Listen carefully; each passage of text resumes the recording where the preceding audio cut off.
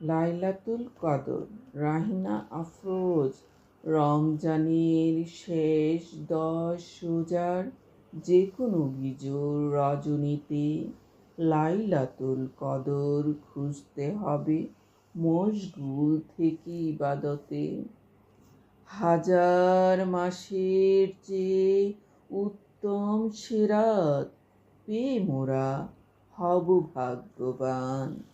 এ রাতে নাজিল হয়েছিল পবিত্র মহান আল কোরআন।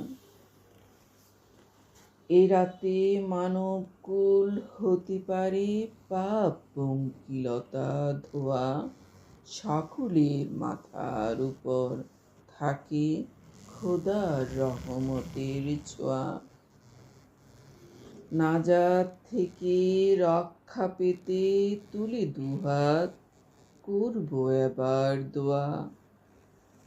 তওবা জিকির কোরআন তেলাওয়াত সহ নফল নামাজ পড়বো এ রাতে। ফেরেশতাকুল নিয়োজিত থাকবে ভাগ্যটা মোদের লিখাতে।